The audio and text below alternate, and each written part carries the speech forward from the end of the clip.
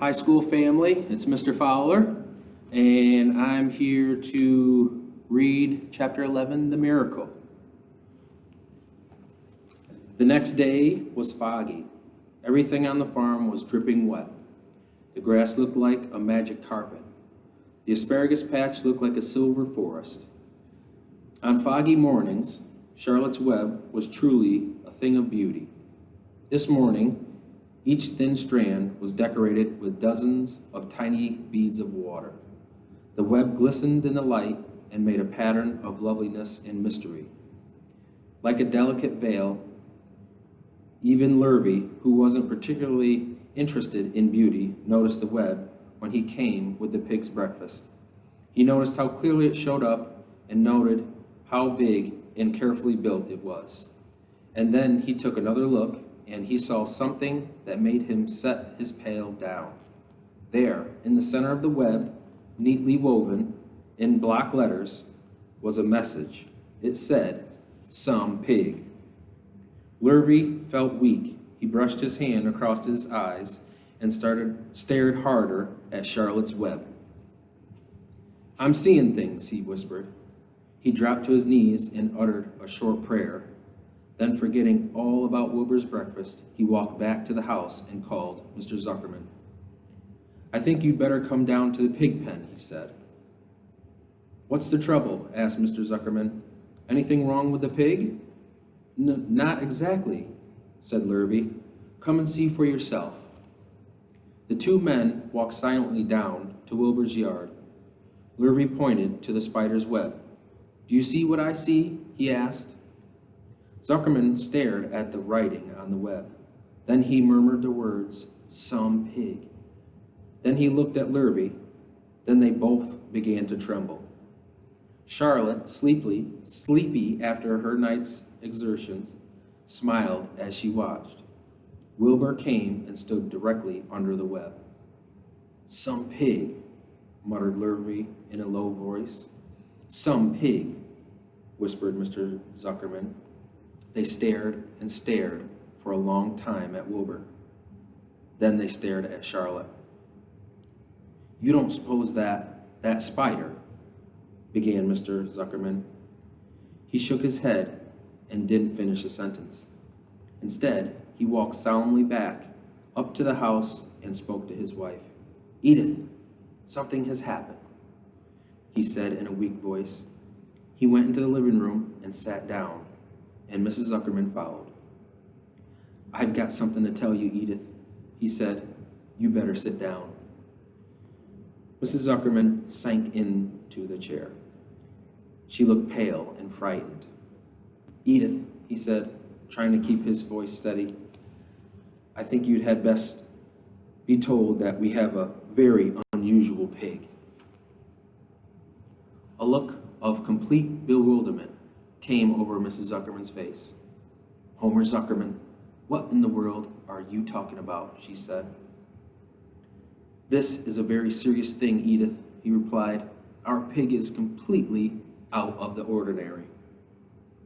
"What's unusual about this pig?" asked Mrs. Zuckerman, who was beginning to recover from her scare.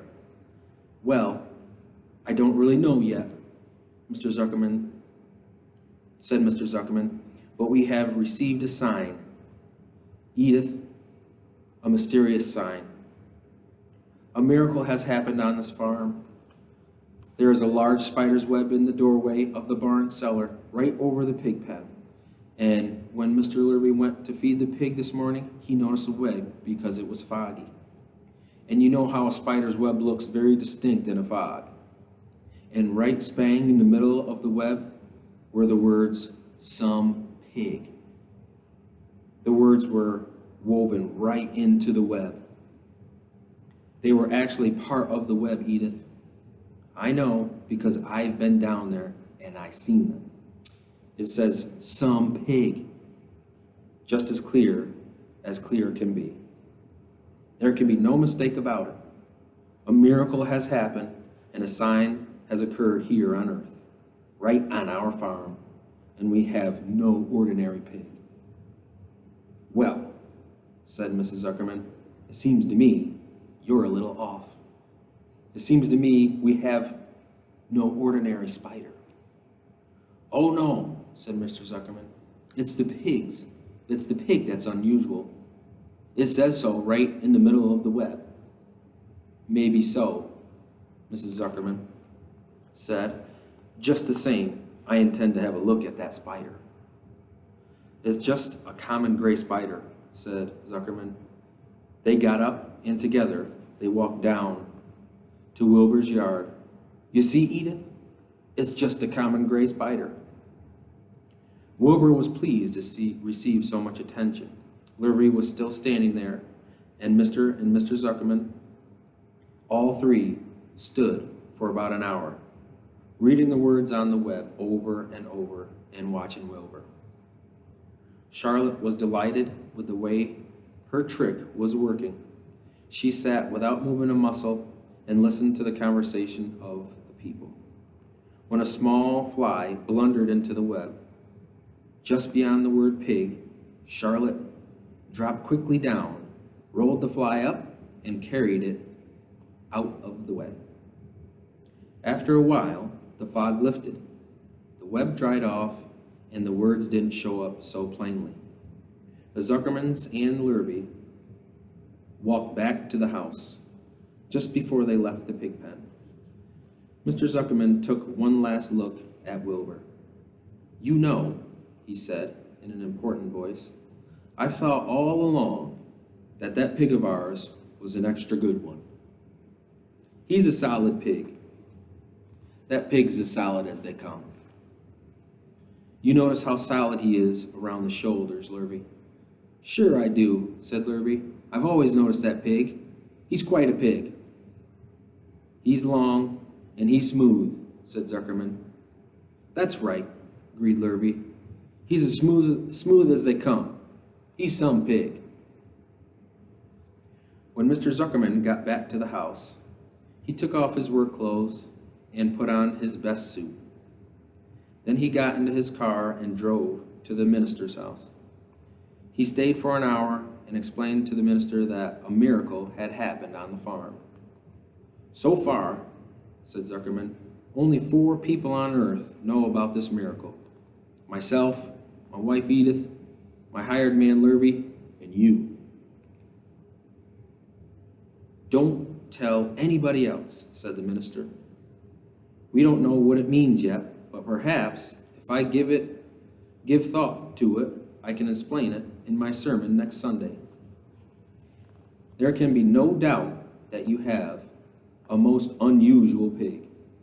I intend to speak about it in my sermon and point out the fact that this community has been visited with a wondrous animal. By the way, does the pig have a name? Why, yes, said Mr. Zuckerman. My little niece calls him Wilbur. She's a rather queer child, full of notions. She raised the pig on a bottle, and I bought him from her when he was a month old.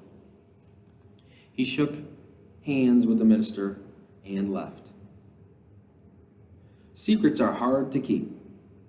Long before Sunday came, the news spread all over the county. Everybody knew that a sign had appeared in a spider's web on the Zuckerman place. Everybody knew that the Zuckermans had a wondrous pig. People came from miles around to look at Wilbur and to read the words on Charlotte's web. The Zuckermans' driveway was full of cars and trucks from morning till night.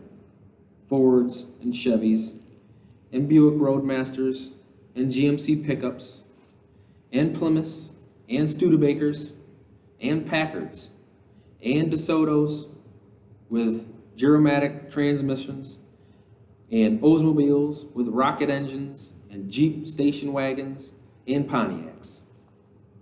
The news of the wonderful pig spread clear up into the hills, and farmers came rattling down in buggies and buckboards to stand hour after hour at Wilbur's pen, admiring the miraculous animal.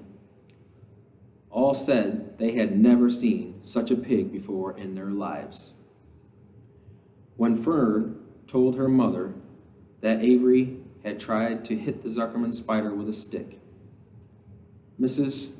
Irritable was so shocked that she sent Avery to bed without any supper as punishment.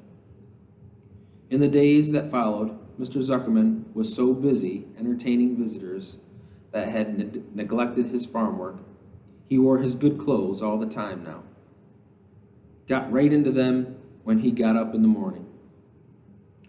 Mrs. Zuckerman prepared special meals for Wilbur. Lurvy shaved and got a haircut, and his principal farm duty was to feed the pig while people looked on. Mr. Zuckerman ordered Lurvy to increase Wilbur's feedings from 3 meals a day to 4 meals a day. The Zuckermans were so busy with visitors, they forgot about the other things on the farm. The blackberries got ripe, and Mrs. Zuckerman failed to put up any blackberry jam. The corn needed hoeing, and Lurvy didn't find time to hoe it. On Sunday, the church was full.